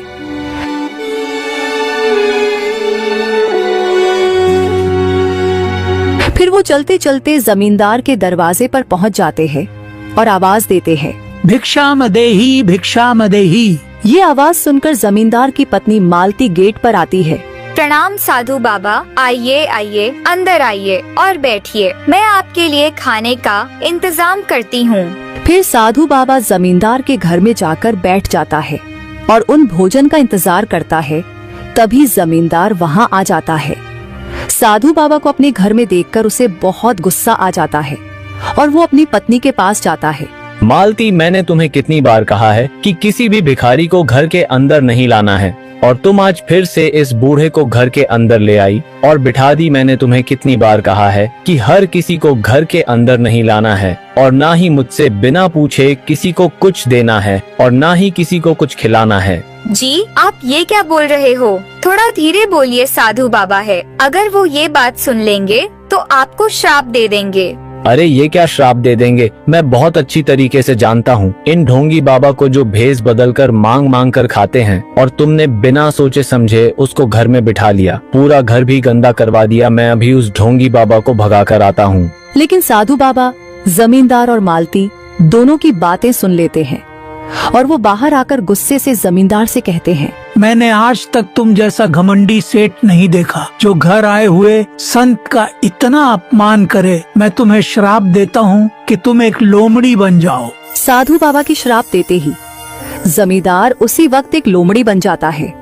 ये देखकर उसकी पत्नी मालती बहुत परेशान हो जाती है। साधु बाबा, इनको क्षमा कर दीजिए, आप अपना श्राप वापस ले लीजिए। मेरा इस दुनिया में इनके सिवा और कोई भी नहीं है। इनसे जाने अनजाने में गलती हो गई। इन्हें आपके बारे में नहीं पता था। आप इन्हें माफ कर दीजिए। मुझे क्षमा कर दीजिए। मैं अब कभी भी साधु या गरीब व्यक्ति का अपमान नहीं करूँगा। मुझे आप पहले जैसा कर दीजिए। मैं अपना श्राप वापस नहीं ले सकता, लेकिन मैं इसका तुम्हें तोड़ जरूर बता सकता हूँ। जब तुम किसी नेक इंसान के घर में खाना खाओगे तो तुम थोड़ा ठीक हो जाओगे। दूसरा, जब तुम किसी गरीब इंसान की या जरूरतमंद की मदद करोगे तो तुम आधा ठीक हो जाओगे। और तीसरा, जब तुम किसी भले साधु या पंडित का जूठन खाओगे तो तुम पूरी तरह से ठीक हो जाओगे। ऐसा कहकर साधु बाबा वहाँ से चले जाते हैं और वो लोमड़ी भी गांव के बड़े से पेड़ के नीचे बैठ जाता है। वो किसी के आने का इंतजार करता है।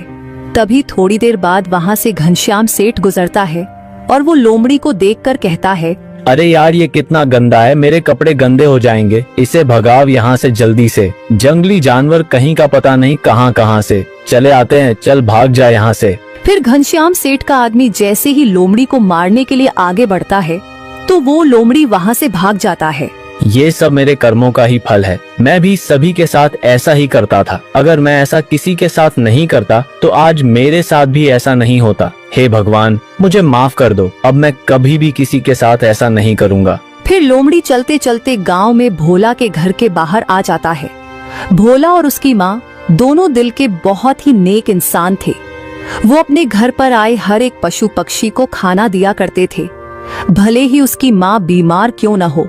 अरे ये तो भोला है जिसे मैंने अपने घर के अंदर भी नहीं आने दिया था। काश मैं ऐसा नहीं करता और सभी ब्राह्मण और गरीब मजदूर लोगों की मदद करता और उसके बदले उनसे कुछ नहीं लेता तो आज मेरी ये हालत नहीं होती। लेकिन सुना है भोला की माँ सभी को खाना देती है। मैं भी जाकर देखता हूँ, शायद मुझे भी दे दे तो मेरा थोड़ा श्राप ठीक हो जाएगा। देखता हूँ कि कब भोला की माँ बाहर आकर खाना डालती है। फिर लोमड़ी वहीं बैठकर इंतजार करने लगता है। कुछ ही देर बाद भोला की माँ हाथ में कुछ थाली लेकर आई और उसने उस थाली को बाहर आंगन के एक पेड़ के पास रख दी और साथ में एक थोड़ा सा खाना पशु पक्षी के लिए रख दिया और वापस घर में चली गई। भोला के माँ के अंदर जाते ही लोमड़ी ने वहां आकर रखा हुआ खाना खा लिया। तभी वो थोड़ा ठीक हो गया और खुश होकर बोला, अरे वाह, मैं थोड़ा ठीक हो गया। यानी मैंने साधु बाबा की पहली परीक्षा पास कर ली। अब बची 2 परीक्षा, वो भी मैं जल्दी से पूरी कर लूंगा। फिर मैं पहले जैसा हो जाऊंगा। भोला, तुम भले ही गरीब हो लेकिन दिल के बहुत ही नेक इंसान हो। मैं तुम्हारा ये एहसान कभी नहीं भूलूंगा। जब मैं ठीक हो जाऊंगा तब मैं तुमको और तुम्हारी माँ को आदर सम्मान के साथ घर लेकर जाऊंगा और खाना खिलाऊंगा। फिर वो लोमड़ी वहाँ से चला जाता है और अपनी दूसरी परीक्षा को पास करने के लिए वो एक बहुत ही गरीब आदमी की तलाश करता है। चलते चलते वो गांव से बहुत दूर आ जाता है तो उसे एक छोटी सी झोपड़ी दिखाई देती है। लगता है मैं जिस गरीब व्यक्ति की तलाश कर रहा था वो शायद इसी झोपड़ी में रहता है। मुझे वहां जाकर देखना चाहिए। ऐसा कहकर लोमड़ी झोपड़ी के पास जाता है और उसकी छत पर जाकर बैठ जाता है। तो उसे अंदर से आवाज सुनाई दी। अरे ये आप क्या कर रहे हो जी? यहाँ तो खाने के लाले पड़े हैं और आप ये रोज रोज पंछियों के लिए अनाज के दाने रख रहे हो। घर में सिर्फ 2 मुट्ठी चावल थे, उसमें से आप 2 मुट्ठी कटोरियों में रख दिए। अब हम क्या खाएंगे? मुझे पता है कि घर में अनाज नहीं बचा है, लेकिन जब खुद का पेट भरा हुआ हो तब भूखे को खाना खिलाने में क्या मजा है। असली इंसानियत तो वो है जब हम खुद आधे पेट रहे और किसी भूखे का पेट भरने में मदद करें। लेकिन हम ही क्यों जी, दुनिया में करोड़ों लोग हैं, वो भी पक्षियों और जानवरों के बारे में सोच सकते हैं। एक हमने ही ठेका नहीं ले रखा है। अगर हर कोई यही सोचे तो इस दुनिया से इंसानियत का नामो निशान ही मिट जाएगा। एक बात बताओ, ये पंछी जानवर गांव और शहर में क्यों आते हैं? क्योंकि हम इंसानों ने इनके रहने खाने की जगह छीन ली है। पहाड़ तोड़कर, नदी जंगल को पीछे हटाकर वहाँ पर सड़कें और ऊंची ऊंची इमारतें बना दी हैं। पेड़ काटते समय किसी ने ये भी नहीं सोचा कि इन पेड़ों पर पंछियों का बसेरा होगा। पेड़ पर लगने वाले फलों से वो भूख मिटाते होंगे। सबको सिर्फ अपनी ही तरक्की चाहिए, फिर चाहे किसी का भी घर टूट जाए। लेकिन मैं ऐसा नहीं सोचता। कुदरत ने जितना हक हमको दिया है यहाँ रहने का, उतना ही हक इन सभी जीवों को भी दिया है। हमारा क्या है, हम तो बूढ़े हो जाएंगे, पता नहीं और कितनी जिंदगी बाकी है। लेकिन जब तक मैं जिंदा हूँ मैं इन्हें खाना खिलाता रहूंगा और उनकी मदद करता रहूंगा। मुझे ऐसा करके बहुत अच्छा लगता है। भले ही मेरे पास कुछ खाने को हो या ना हो, लेकिन जितना भी है मैं इन्हें मेरे हिस्से में से आधा हिस्सा जरूर दूंगा। लेकिन मैं इन्हें कभी भूखे पेट नहीं रखूंगा। अच्छा, आपकी जो मर्जी है वो करिए, लेकिन आप भूखे पेट कैसे रहेंगे? क्योंकि आपको दवाई भी तो खानी है। अगर आप दवाई नहीं खाएंगे तो फिर से आपकी तबीयत खराब हो जाएगी और घर में इसके अलावा कुछ भी नहीं है। ये बात सुनकर लोमड़ी खुद से बोलता है, ये कितना नेक इंसान है, खुद की तबीयत खराब होने पर भी पशु पक्षी को खाना खिला रहा है। इससे बढ़कर नेक इंसान कोई हो ही नहीं सकता। मुझे इनकी मदद करनी होगी। मुझे इनके लिए खाने के लिए कुछ इंतजाम करना होगा। फिर लोमड़ी वहाँ से जंगल की तरफ चला जाता है। लोमड़ी जंगल से कुछ फल तोड़कर उस गरीब किसान के आंगन में रख देता है और जाकर छत पर बैठ जाता है। तभी थोड़ी देर बाद राघव की पत्नी बाहर आती है और इतने सारे फल देखकर हैरान हो जाती है। हे जी, सुनते हो, यहाँ आंगन में इतने सारे फल कहाँ से आए? फिर राघव घर के बाहर आता है। अरे ये तो सच में इतने सारे फल हैं, कहाँ से आए ये सभी? अभी मैं यहाँ चिड़िया को दाना डालकर गया था, तब तो यहाँ कोई फल नहीं था। लगता है कोई यहाँ रख कर गया है। देखो भाग्यवान, मैं कहता था ना, अच्छाई का फल हमेशा मिलता है। देखो, हमने अपना पेट काटकर इन पंछी को खाना डाला और ऊपर वाले ने किसी के हाथों हमारे लिए खाना भिजवा दिया। ये तो बहुत ही खुशी की बात है। मुझे तो विश्वास ही नहीं हो रहा। आप सही कहते थे, हमें हमेशा भलाई करते रहना चाहिए। ऊपर वाला सब देख रहा है। फिर वो दोनों पति पत्नी फल लेकर खाने लगते हैं। वो दोनों जैसे ही फल खाते हैं तो लोमड़ी आधा इंसान और आधा लोमड़ी बन जाता है। ये देखकर राघव, उसकी पत्नी दोनों डर जाते हैं। कौन हो तुम और ऐसे अचानक कैसे प्रकट हो गए? और तुम्हारा ये शरीर आधा लोमड़ी और आधा इंसान का कैसे है? मुझे कुछ भी समझ नहीं आ रहा है। आप सच में एक पुण्य आत्मा हो। मैं आपको सब बताता हूँ। पहले मैं आपका धन्यवाद करना चाहता हूँ। आपकी वजह से मेरा आधा श्राप खत्म हो गया। आपका बहुत बहुत धन्यवाद। फिर जमींदार सारी कहानी उस व्यक्ति को बताता है। ऐसी कोई बात नहीं है, मैं तो सिर्फ अपना कर्म कर रहा हूँ। नहीं, आप नहीं जानते कि आपने मुझ पर कितना बड़ा उपकार किया है। आपके दिल में सच में पशु और जानवरों के लिए बहुत दया है। चलो अब मैं चलता हूँ, मुझे अपनी एक और परीक्षा पास करनी है। इतना कहकर जमींदार वहाँ से चला जाता है और अपनी दूसरी परीक्षा भी पास कर लेता है और मन में सोचता है, मैंने अब तो दूसरी परीक्षा भी पास कर ली। अब तीसरी परीक्षा बची है, जो कि मुझे किसी ब्राह्मण का जूठन खाना है जो कि दिल का बहुत नेक हो। फिर लोमड़ी चलते चलते गांव से बाहर आ जाता है, पर उसे किसी ब्राह्मण का घर नहीं देखता। वो चलते चलते जंगल में चला जाता है। तभी थोड़ी देर में रात हो जाती है तो लोमड़ी जंगल में ही सो जाता है। फिर अगले दिन सुबह होते ही लोमड़ी फिर से ब्राह्मण की तलाश में निकल पड़ता है। आज कैसे भी करके मुझे ब्राह्मण का झूठा खाना ही होगा, नहीं तो मैं ऐसे ही रह जाऊंगा। मैं एक काम करता हूँ, आज मैं फिर से गांव की तरफ जाता हूँ। वहाँ पर किसी न किसी घर में झूठा खाना मुझे मिल ही जाएगा। लोमड़ी चलते चलते गांव की तरफ चला आता है और उसको देखकर पूरे गांव वाले भागने लगते हैं। अरे मारो मारो इसको, आधा लोमड़ी और आधा इंसान आ गया है, ये तो कोई शैतान लग रहा है। नहीं नहीं, मुझे मत मारो, मैं कोई शैतान नहीं हूँ। मुझे साधु बाबा ने श्राप दिया है, जिस वजह से मैं ऐसा हो गया हूँ। मैं किसी को कोई नुकसान नहीं पहुँचाऊंगा, मुझे जाने दो, मुझ पर दया करो। इतना कहकर लोमड़ी वहाँ से चला जाता है और कोई गांव वाला उसको नहीं मारता। फिर वो जाते जाते पंडित के वहाँ पहुँच जाता है। वो पंडित घर के बाहर ही उसके झूठे बर्तन रखकर अंदर चला जाता है। ये देखकर लोमड़ी बहुत खुश होता है। फिर लोमड़ी उस थाली में से बचा हुआ खाना खा लेता है और पूरी तरह से ठीक हो जाता है। ये देखकर वो बहुत खुश होता है। अरे पंडित जी, घर से बाहर आइए, मुझे आपसे कुछ कहना है। फिर पंडित घर के बाहर आता है। अरे भाई, कौन हो तुम और मेरे आंगन में क्या कर रहे हो? तुम तो कोई बड़े आदमी लग रहे हो, और मेरे यहाँ पर कैसे आना हुआ? पंडित जी, मुझे आपका धन्यवाद करना था। आपकी वजह से मेरा श्राप पूरी तरह से ठीक हो गया है। आपका बहुत बहुत धन्यवाद। और मैं आपको आपके परिवार के साथ आमंत्रित करता हूँ। आप मेरे घर पे आइए और भोजन ग्रहण कीजिए। ठीक है, मैं अवश्य आऊँगा। फिर जमींदार वहाँ से सीधा भोला के घर जाता है। जमींदार को देखकर भोला और उसकी माँ डर जाती है। भोला, तुम और तुम्हारी माँ दोनों आज शाम को मेरे घर आना, मुझे तुम दोनों से कुछ कहना है। मालिक, मेरे पास पैसों का इंतजाम नहीं हुआ, कृपा करके आप मुझे कुछ दिनों की और मोहलत दे दीजिए, मैं आपके पूरे पैसे वापस दे दूंगा। हाँ बेटा, हम दोनों को 10 दिन की मोहलत और दे दो। हम दिन रात मेहनत करके तुम्हारे पाई चुका देंगे, लेकिन तुम मेरे बेटे को छोड़ दो।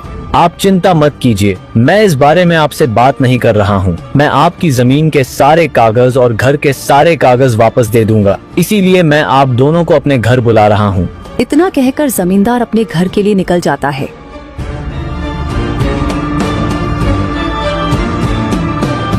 जमींदार को सही देखकर उसकी पत्नी मालती बहुत खुश हो जाती है।